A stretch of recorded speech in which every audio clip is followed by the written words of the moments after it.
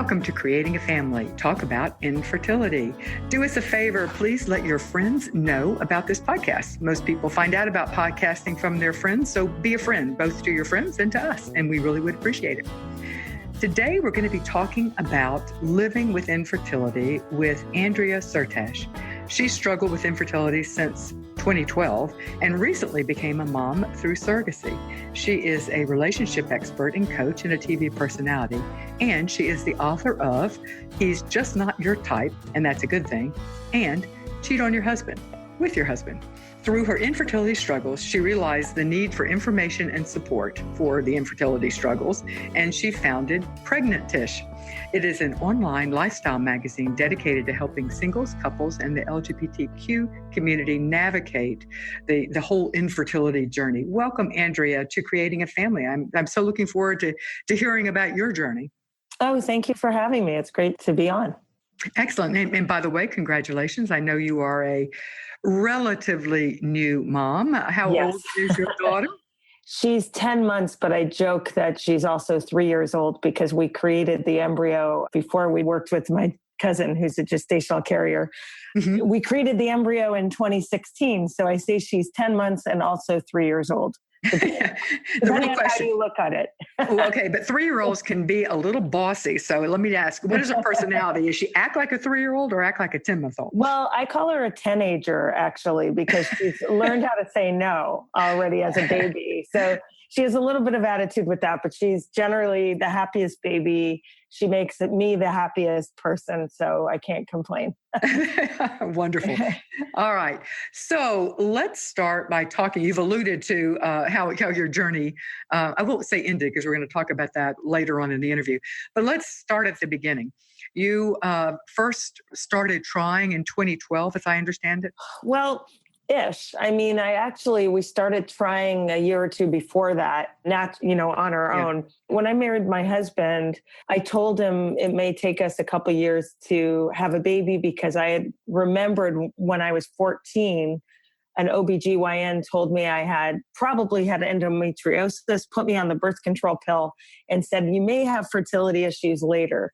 And that was when I was 14. The last thing on my mind was getting pregnant. Yeah, exactly. I wasn't sexually active. It was very, I was a kid. I wasn't thinking of having a kid. So I just kind of put it out of my mind. And then when I got married, I told my husband, may take us a couple years. So we first went to a reproductive endocrinologist, a specialist in 2012, but we had tried before then. Okay. And honestly, I begin the journey when I think of it, when you're first actively trying, because most people try for, ASRM, the American Society of Reproductive Medicine, recommends that if you're under 35, you try for a year. And that's, and when we use the word try, really, that means with timed intercourse. So that's knowing your ovulation. So, a lot of people just stop using birth control and are not really timing and not really checking. They're just kind of enjoying the process. But I really start the timeline in my mind when you're tracking your ovulation and actively making sure you have sex during that time. I agree. Yeah, that's actively trying. And I don't think we were that even in the first year.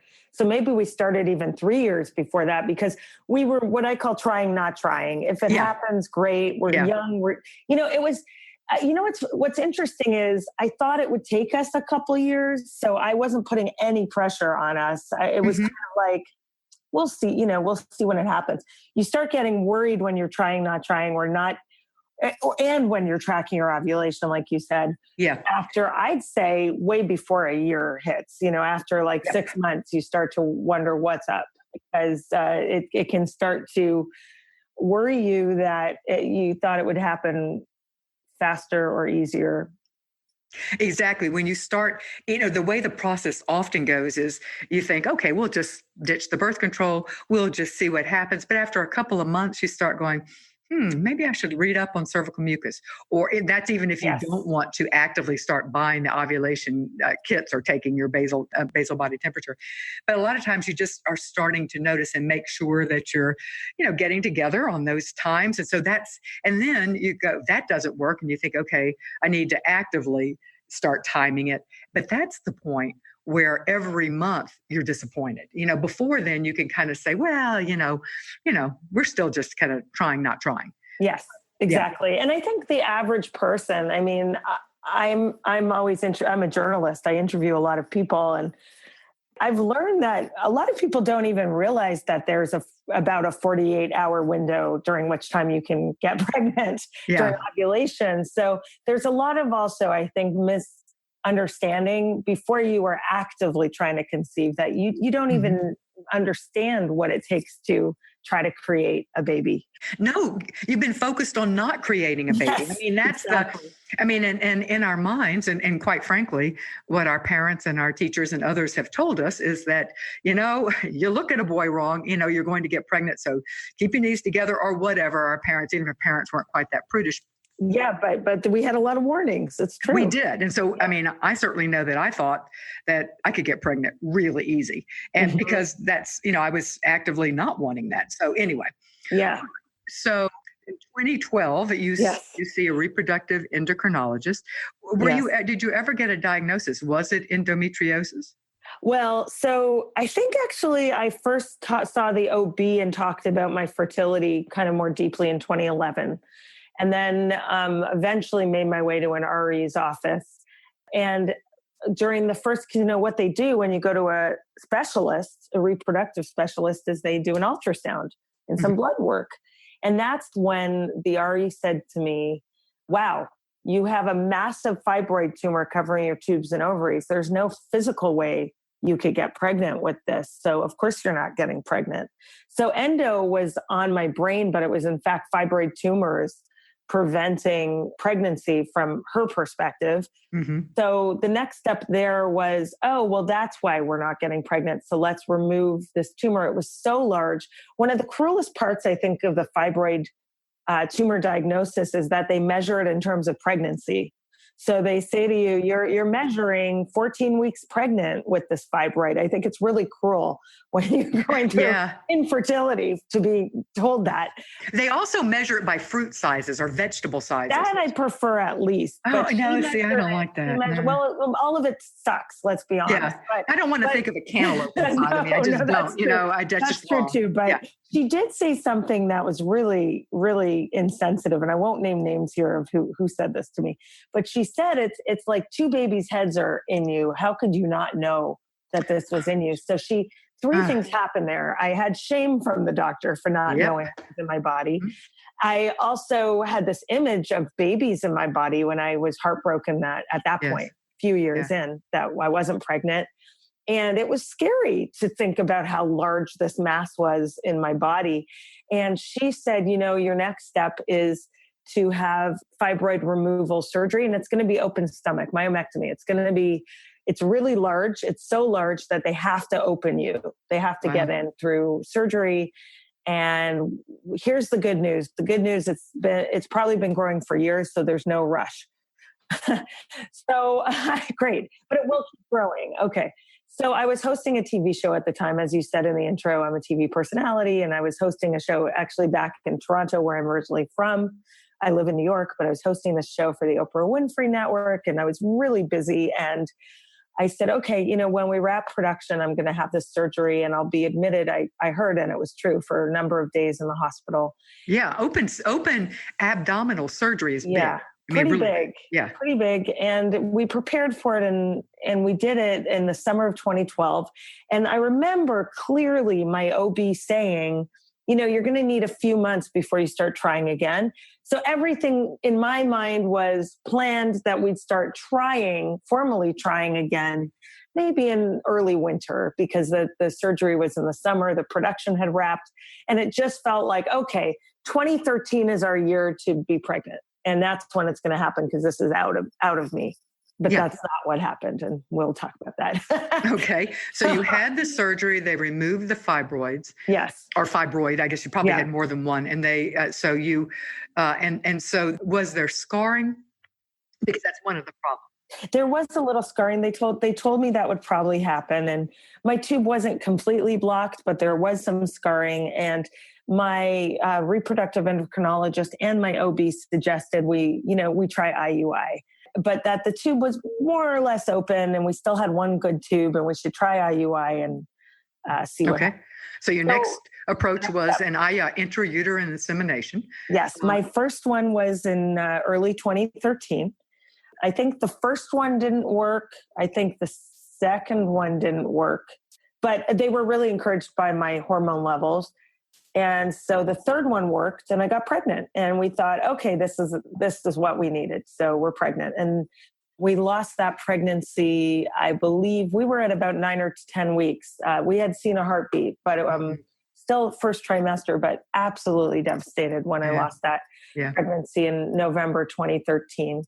And that set me back for a number of months. But because IUI had worked, I was encouraged, and our insurance covered IUI. And everybody who's gone through infertility or fertility treatments understands this part of the story.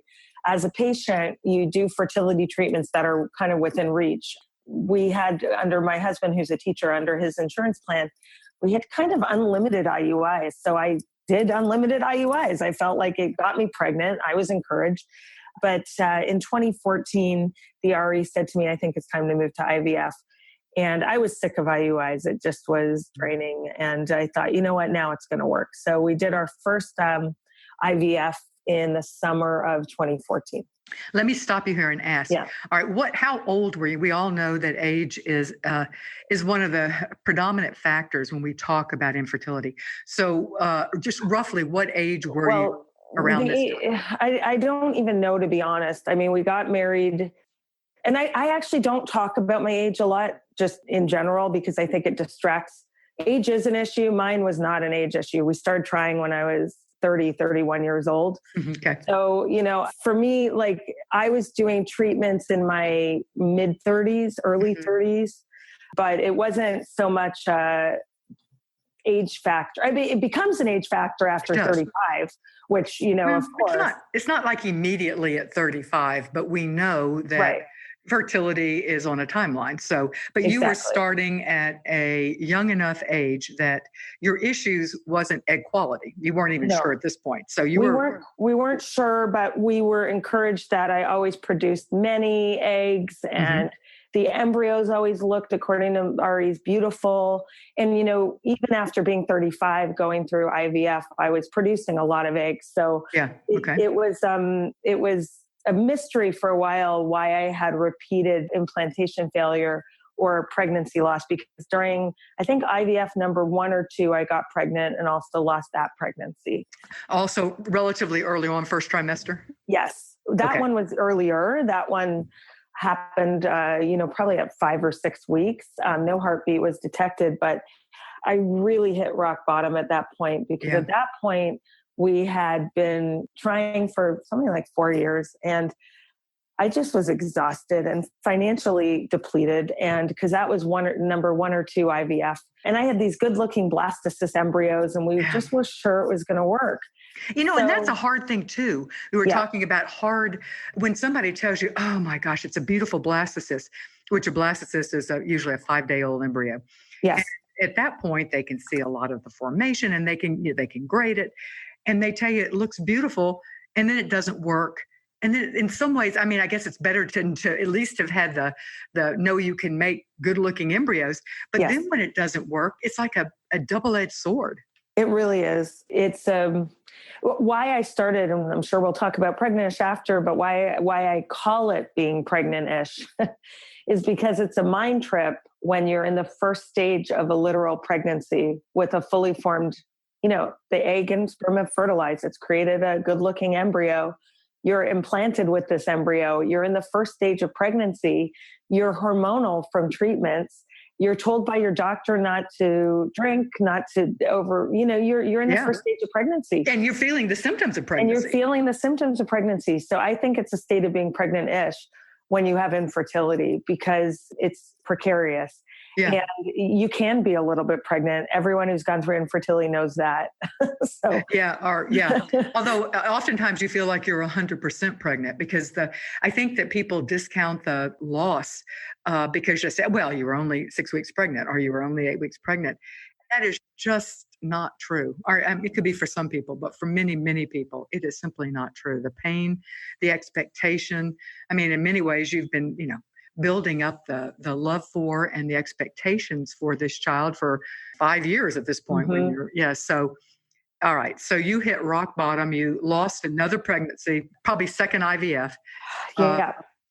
Did you have any embryos frozen at this point? No. And in fact, I was discouraged from doing that. And I was discouraged from genetically testing embryos, because what happens when you're a patient, and you know this and your listeners know this, after a while of repeated failures or losses, you start going to Dr. Google, you start looking around.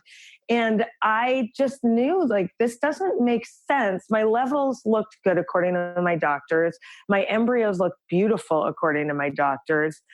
What is going on? And I remember asking in 2014, at the end of 2014, I said to, again, an unnamed doctor. And by the way, I love so many reproductive doctors. They've helped so many millions of people. But in this case, I'm just mentioning two that I did not have a great experience with. Yeah, and that's fair. This doctor said to me, save your money, go to Hawaii. And I'll never forget that, because he felt that it's too expensive. At the time, this was 2014, genetic testing was more expensive than it is today. It was $6,000, I'll never forget, to test whether it was 1 or 8 embryos. It was $6,000. And he said, go to Hawaii. And I said to my husband, he's right.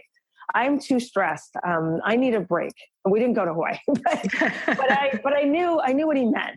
But they always say it's, you look at things in retrospect and you kick yourself. Like, genetic testing would have been a huge open clue for me if I had pursued that, because I just kept doing endless cycles without that and just failing. And in 2015, at the end of 2015, now I'm on fertility treatment, probably 15 or something, 14. I don't even know.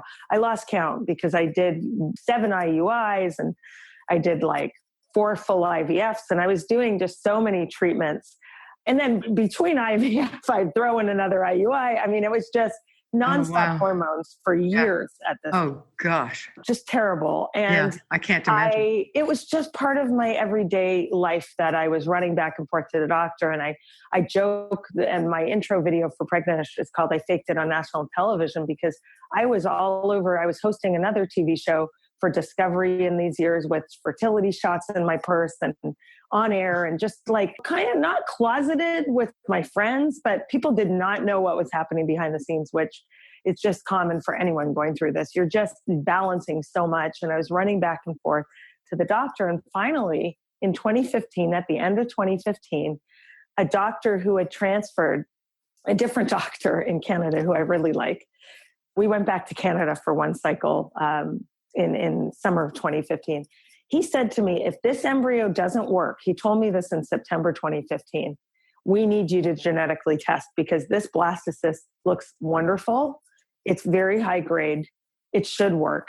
And I even took a 14-hour or 12 to 14-hour train ride home to New York, or bus ride home to New York, because I was convinced that I caused my other pregnancy losses by flying. So I took this long ride back. I don't even eat meat. I ate red meat. I did everything that I read, every old tale that I read to keep the embryo in there. And I got the results back in December. We had done a frozen transfer. He said, let's do a frozen. Let's let your body relax. So we tried new things. December 2015, I got the call that it didn't work. And that's when my doctor said to me on the phone, I cannot do another transfer with you unless you do genetic testing, because I want to know what's happening. I don't know if it's your uterine environment, because we know I still probably had some endo. We didn't cut me open to determine it, but when we had my fibroid surgery, they found a little bit of that. We knew I had fibroid tumors still. We knew I had high natural killer cells, which may or may not impact implantation. That, the jury's out on that. But the jury is out. The point is, I had, and I just had enough things, and he felt the missing piece was genetic testing, because we wanted to know if my eggs were okay. And so in 2016, we did more rounds of egg retrievals to try to genetically test embryos. So between 2016 and 2017, I did another, 3 or 4 IVF retrievals, but I didn't do transfers. We created embryos. I don't even remember, honestly, Dawn, how many, because it's all a blur. Because when you go through almost a decade of this, everything, I don't know in the timeline where things, but there are certain moments that are punctuated. I know what holiday it was when I was, experiencing a miscarriage, for instance. But so we genetically tested the embryos now in 2017. I think it was January 2017 or the end of 2016. And we had a couple healthy embryos. And well, wait, let me stop you here and let me ask a question. All right. So you had a number of embryos. You had gone through a couple, at least more than 2 IVF cycles. You produce good eggs. So you had quite a few embryos. You genetically tested and all of them. And of the ones you genetically tested, only a few were chromosomal. Well, we tested, I think, 6, and actually half were okay. So we didn't, like, what's strange about the story is one IVF retrieval was completely botched, and that was an issue at the clinic. I'm sorry for putting the clinic down, because there are a lot of great clinics, but I just had so many bumps along the way. Another one, I just had a very bad month, and we probably produced 1 embryo.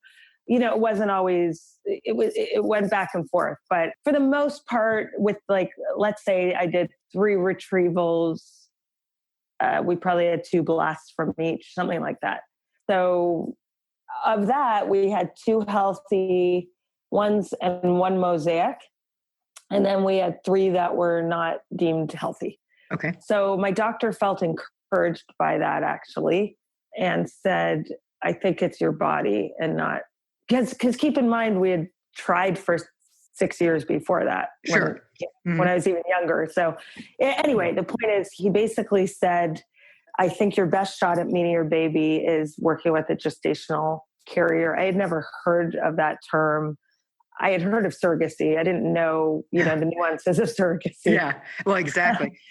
Let me stop and remind everyone that this show is brought to you by the Ferring Pharmaceutical. They have been underwriting this show, and we are so appreciative of their underwriting support. And they want you to know about an app called Ferticom. It was designed by a reproductive psychologist, or actually 2 reproductive psychologists, and it is designed specifically to help women address the many challenging emotional life situations that arise while struggling to conceive.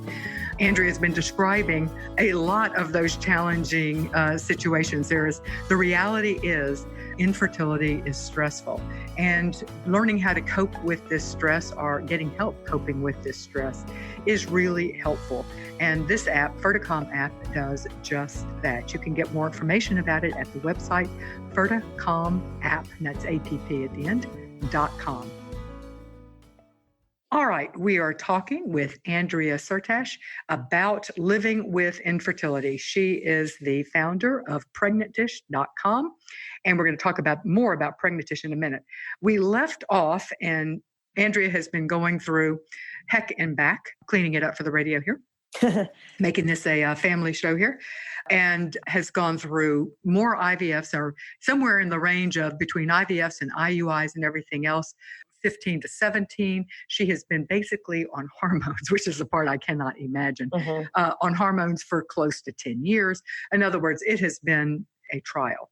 Now, they have finally done the genetic testing, and they know they have 2 genetically normal embryos. But at this point, they're having to make the assumption that there is something with your body that is not allowing embryos to implant. By any chance at this point, I'm trying to remember, it's funny because when you're involved in this field, it's hard to remember, when developments come along and that So, because honestly, when you were first thinking about genetically testing, what I was thinking, and saying you wish you had, and I was thinking, well, but the genetic tests have come along.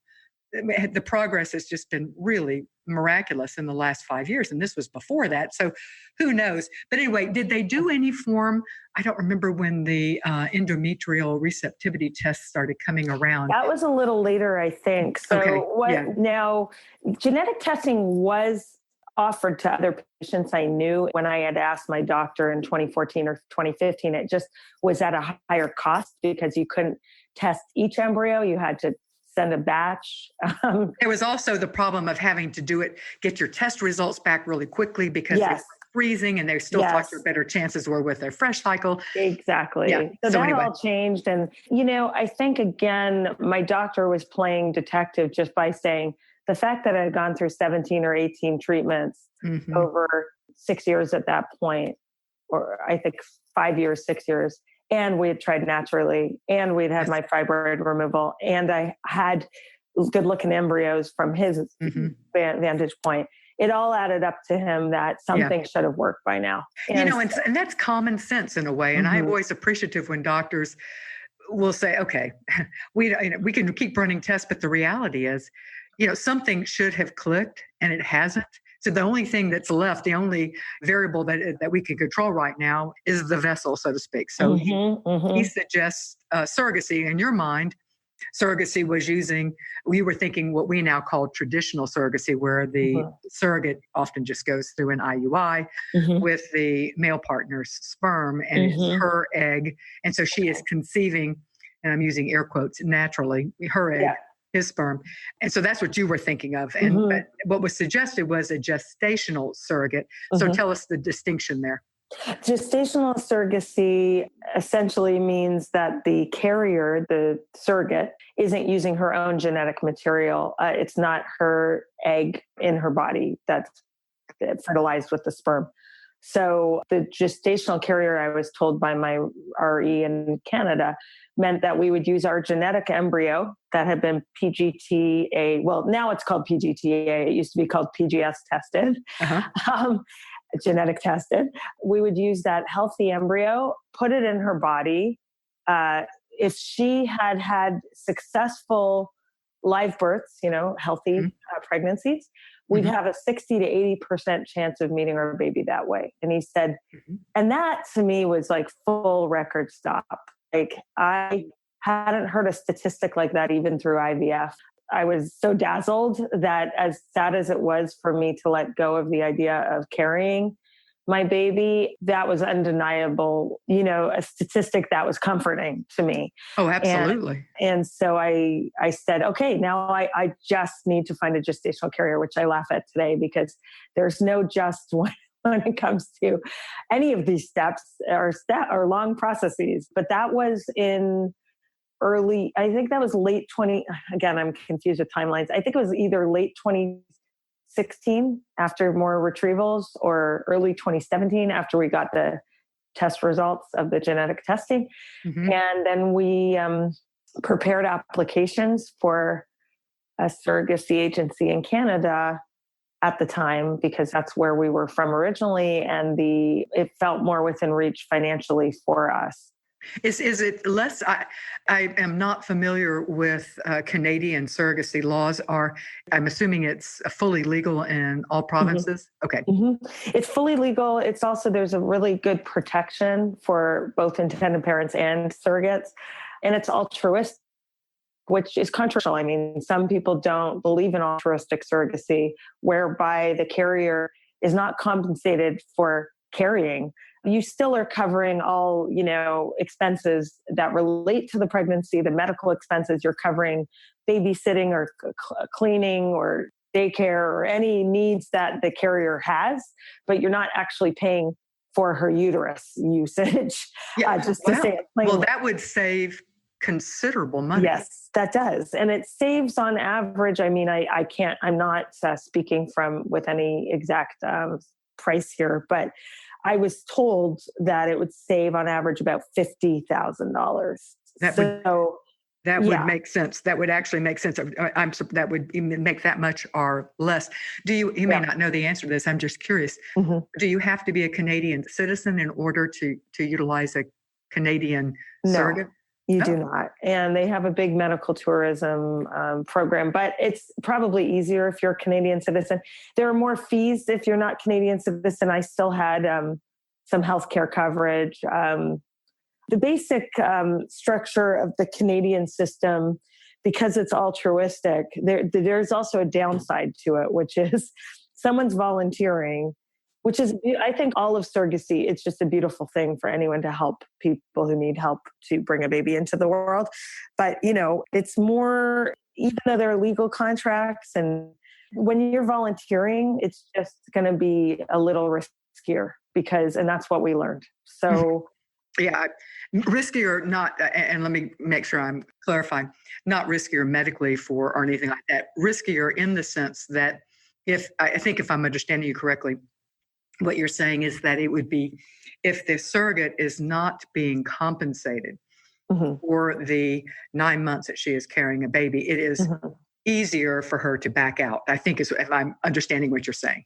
Absolutely. That is what I'm saying. And I learned that the hard way. I know a lot, by the way, there are plenty of people who work with gestational surrogates and traditional surrogates in Canada and have good experiences. We did not. We worked with two who dropped out on us. So between 2017 and 2018, I put in my application in 2017. It took months to match with one. And they pick, the carrier in this case picks the couple. And the first one lived in the west coast of Canada and picked us. She had just carried for a gay couple a few months prior to that. And her husband felt very uncomfortable with her entering a new agreement so soon. And I understand that. Yeah. So she dropped out relatively fast. It was the second one that we were matched with. Again, months go by. Nothing is fast in this world. So everything takes months of paperwork and testing and matching. The second one we met in August 2017. I'll never forget our Skype with her. And I thought this was meant to be. She said everything right. She told us she picked us because we had gone through such a hard time and she really wanted to help. And I believe in her heart that was real, but she ghosted us in December of 2017 and I never spoke to her again after we had paid for all the medical testing, all the legal negotiations, all the counseling that is required in surrogacy agreements. We'd gone through months between September and December of that. I had been sending her child gifts. We had written letters and we said yes to literally everything she asked for in the legal contract because we were so grateful to her that we weren't going to say no to anything. And she just disappeared. And the agency we worked with weren't upfront about it either. And in January, I'll never forget, January 6, 2018, I got the email that was just sent me reeling, which basically said plans have changed. We lost over $10,000. And it was not the money. It was one thing for my body to fail me or for infertility to just constantly let me down. But human error, human indecision, or it just felt so cruel. And I always try to be compassionate and consider someone else's perspective. But the way it was handled was also really upsetting. We just never got an answer personally. But around this time in mid-January, my mother-in-law was going through chemotherapy. We were just juggling a lot. And my husband and I just felt hopeless, completely hopeless. We were financially depleted, emotionally depleted. And my first cousin, Alana, her husband emailed me, Happy New Year. How are you doing? And you're supposed to just say, great, Happy New Year. And that's not what it said. He was really, there was a correct response and that was fine. How about you? Yeah, exactly. I think he thought it would be a quick conversation. And I just said, no, it was over Facebook. I said, I'm doing terribly. How are you? My cousin knew we were working with this woman. So she knew that story. I said, she just dropped out on us and we can't see straight. And the next day, he told his wife, my cousin Alana, she's my first cousin, and he texted her. She texted me and she said, have you ever thought of a family member to help? I want to carry your baby. Oh, wow. I was shaking when I tell you, the phone probably dropped. I was shaking so much and crying so much that I couldn't even call her. She said, call me. I said, I can't, I'm not speaking English right now. I just knew when I got that text that this was it. I knew it was it because first of all, I trust her deeply. She has two beautiful kids that she carried, had healthy pregnancies. She and I have always been connected and close. And I just felt like this was the answer. She said, let's do this. And that's how I have a 10-month-old baby today. The transfer happened. This is a bizarre fact. The same day that my egg was retrieved in April 2016, the transfer happened in 2018. Yeah. And that's a coincidence, you could say in quotes, but who knows. And she delivered our baby in December of 2018. So, wow. Yeah, that was the embryo. Yep. People will often, I think there are so many misconceptions in general about infertility, but in specific right now, I'm talking about surrogacy. People will say, well, have you asked your sister? Have you asked your yes. And I'm thinking, but that's not just hey, can I borrow a cup of sugar? Exactly. It's a big darn ask. Huge ask. And it's so one thing I always say is stop using the word just or should. Yes, when exactly. you give advice to people with infertility. Well, advice in general, but advice with infertility. So you should just is the worst combination of words. But we've all heard that. We've all heard just adopt is another one. Why don't you just adopt? That one as if you go to the puppy pound. And as if just can be used to describe a process such as adoption. Exactly. Exactly. But and it just, have you just, why don't you just ask your sister? Oh, yeah. Uh-huh. You should just ask your friend. Yeah, all of this is, I know people are well-intentioned, but, I'm a relationships writer. So one of my big goals with Pregnantish has been to not teach, but I should say guide more of a conversation around how to balance relationships during this process. Yeah. Okay. Yeah, for sure. Let me pause briefly to remind people that this show is brought to you by the very generous support of our partners. And these are organizations, clinics who believe in our mission of providing unbiased, medically accurate information to the infertility community. One such partner is Cryos International Sperm and Egg Bank. They are dedicated to providing a wide selection of high-quality, extensively screened frozen donor sperm and eggs. And they cover all races, ethnicities, and phenotypes.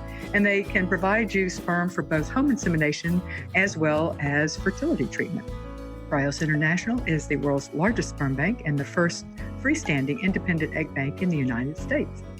We also are partnered with Reproductive Medicine Associates of New York. They are one of the largest fertility practices in the state and one of the biggest in the country.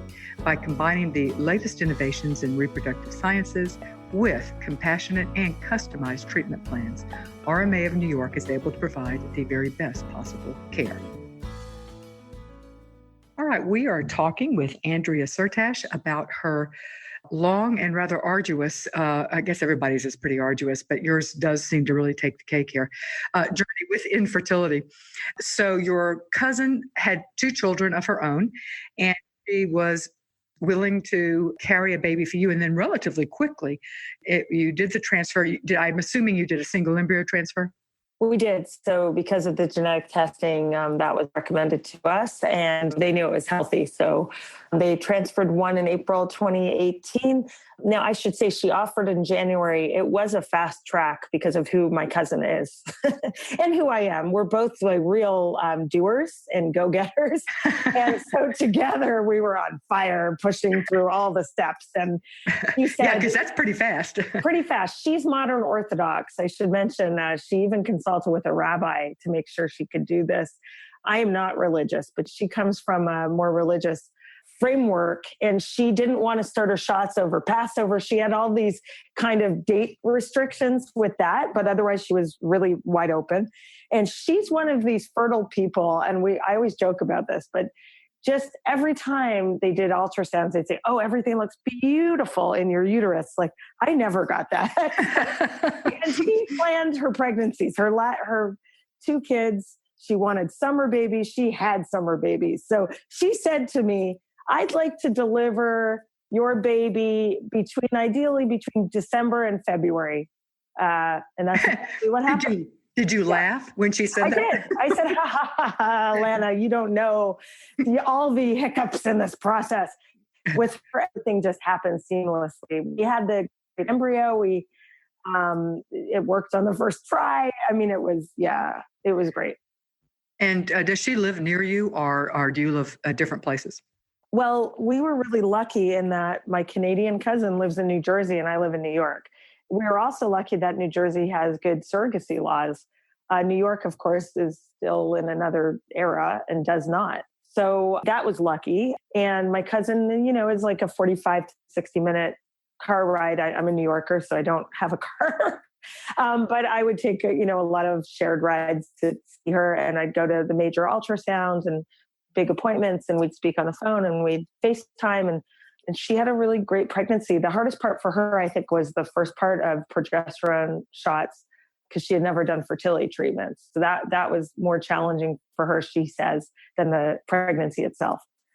It's interesting. Yeah, when for you, you're used to being a human pincushion, but she was not. Yeah. And so, so fortunately she had, and it sounds like a relatively easy pregnancy. And what were some of the emotions that you go through when someone else is carrying your baby? And this is somebody you trust completely, which I could only imagine would make it easier. But I could also just imagine that there would just be a whole mixture of jealousy, quite frankly, our nerves are.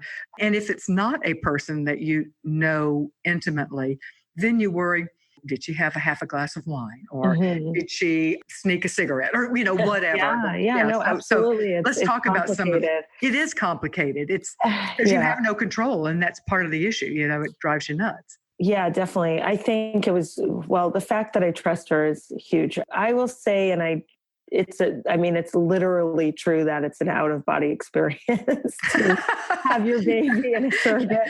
All right, but I'm bummed. All right. Yeah, exactly. By the way, I run Pregnantish. Clearly, I like puns and exactly. Wordplay. But no, Elena, I was used to seeing her pregnant. The weirdest part for me was registering that it was my baby in her. I was like, you look great. This is awesome. But it was like hard for me to connect that it was my baby. Whenever she'd send me great audio of like the heartbeat when I wasn't at an appointment sometimes.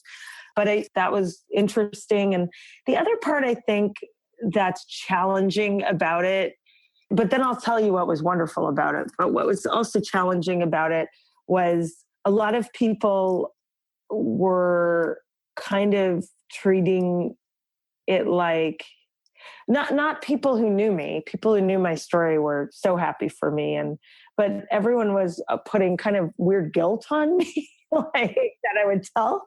Okay, I will say it. There is a misconception. There's kind of this, like, it's the easy way out. You just don't feel like going through 9 months of being fat and having heartburn and having stretch marks, and that. And the problem is, even if they don't say it, because one would assume most people would have the good sense not to actually articulate that, but it's like a subtext. Yeah, it is. It is. Even when I was tired, when she delivered 2 days in, I was pretty tired because I had a newborn. People would say, but how can you be tired? You didn't deliver. It's like, I'm also tired from the last 8 years of trying to have this baby. And also the fact that I'm not sleeping. Okay, I'm just giving you a hint. I have a baby, Yeah. So there's a lot of the strange dynamics that come into play with not carrying, even from outsiders' perspectives. Yeah. Alana was so socially and emotionally intelligent and well-adjusted. She always knew how to respond when people would say, how will you feel when the baby's taken from you? She'd say, no baby's being taken from me. I'm carrying my cousin's baby. Like, think of it like an organ donor. That's how she saw it. And so she educated a lot of people through it. We did a lot of media. So I've been in the media for years. So, when my story became public, Good Morning America covered it for National Infertility Awareness Week. We were in Reader's Digest and People magazine. I mean, it was all over the place last year because it was such an epic story. But there was another deeper interest, and we only have so much time to go through content here. So the People article to find out the deeper layers with being my cousin of why this pregnancy was so special. Yeah. But I mean, the feeling, I will just tell you, is out of body, but also thank God this baby's not in my body, because I would have lost it. Well, you didn't have a good track record. And so in a way, I hope that you were able to say that I'm giving this child a gift to not be carrying it. I did feel that. And I would have been so much more nervous with the embryo in my body than a carrier who's healthy carrying. Yeah. Oh, absolutely. Yeah. So I want to talk about Pregnantish as well. Okay. It's pregnantish.com. And that's pregnant with ish on the end. .com. So why did you start it? So long story short, it was originally a book that, because I'm an author, I told my agent about it in 2013. I said, I want to write the book of the effects of infertility on relationships. It's under That's a chapter that is a important book to write. I'm just going to say. It is. It really is. And I'm writing it. I'm still writing the content all the time about that. Excellent. So that was the idea. My agent said, we have interest. I lost a pregnancy. I said, I can't write it. The next year, the same thing happened. I can't write it. Eventually, in 2016, I thought I have to cover this topic. Mm-hmm. And I realized it's more than me. It's more than my voice. Mm-hmm. I wasn't at the time able to find a good content site that spoke to me. I mean, there were good blogs, but they were both mostly personal blogs about people's journeys. There were good medical sites. There was Resolve, the National Infertility Association, which does great work. But there wasn't, I'm a content person. I come from lifestyle media. I didn't feel there was a lifestyle platform. This was, again, in 2016, that was exclusively dedicated to this topic. It was always a vertical in parenting magazines. So all the parenting magazines had an infertility section, but that's a terrible place to hang out when you're going through this. So we launched Pregnantish as the first non-medical, the first kind of lifestyle site in this category to help singles, couples, LGBT navigate getting pregnant with help. There were some sites dedicated to IVF only, but we were really content beyond IVF. I mean, it's just modern family building. Of course, this is your great podcast does this, but our site became a media site. So not just articles, not just videos. We do live events. It's really a 360 site where we featured over 50 professional writers. It was really important to me to hire great writers, to hire a great editor, which we have. So all the content is curated and produced with the same, the same process that I went through in the book world with real editing and making it professional. Yeah. From your, and this is a general question, but you can answer it fairly generally, but what would you say are the biggest misconceptions about, let me say, fertility and infertility? You have been in this world for a long time. And as we say, there are so many misconceptions, but there's so many. There are so many. Yeah. Well, okay. You mentioned one. So I will say that the biggest misconception is around age, but not for the reason people think. I think on both ends, age is a big misconception. Age is a misconception in that when Halle Berry's on the cover of a magazine at 48 or 50 pregnant, people think, oh, that could be me. Like, we don't know the backstory of how that happened with all the celebrities over 45 sporting baby bumps. Like, statistically, it's unlikely if they didn't freeze their own eggs, it's unlikely they use their own eggs. But that is confusing to our readers because at 46, 47, they're trying to do that. And I think the media doesn't always help when we put celebrities on the cover and don't tell the whole story. So age is a misconception on that end, but it's also the misconception on the other end that it's always an age issue. We just did a national survey of our audience. The average age was 33 of people who are reading our content, 33. And that's around, that was around when we were trying. So I think age just all around is misunderstood when it comes to infertility. And I would agree 100% with what you're saying. It cuts both ways. And in particular, it makes that women who are younger, who are under 35, feel so alone. Like, okay, why is this? I mean, this is supposed to be, and it also adds, it's supposed to be happening to women who are older. But it also adds kind of a layer of shame or guilt for women who are 35 to 43 or 44, who, you brought this on yourself. You were the one who made the choice. Hate that. I do too. So it hurts that way as well. It does. Okay. So that's, do you have another misconception? Yes, I'll give you two quick ones. So one is that it's a rich white woman's issue. I mean, we know that over 30% is male factor. We know that it affects African-American women in high numbers, like all of these. That is the story of infertility we see too much. And again, on Pregnantish, we have diverse voices. We've written about trans infertility. We've written about Black women in infertility. We've had a lot of wonderful African-American voices, Indian, Asian. We just have to talk about the diversity, the number of people it affects. It's a disease defined by the CDC as a disease. The last thing I'll say as a misconception is that it is a disease. That, listen, I launched a lifestyle site to talk about this disease. But traditionally, it's been considered a lifestyle issue that's been served with medical resources. I've kind of flipped the script and said, well, it's actually a medical issue that needs more lifestyle support. Yeah, I couldn't agree with you more. So now you're in a weird position, potentially. You are in the infertility world, both as a professional now, and you certainly have spent many, many, many years of your life, your formative years of your life, struggling with infertility, but you're also a mom. And so we talk with people who are kind of betwixt and between, they don't know where they belong. Has that been your experience, or are you, that doesn't affect everyone? So what's your experience on that? Well, I just had an interview the other day where someone said, how does it feel to be on the other side? And I corrected her and I said, well, I know what you mean, but I don't think I'm on the other side. I still very much am infertile. I have another healthy embryo maybe I'd love to meet, and I can't probably use my body. I'm probably having a hysterectomy, so I definitely can't use my body.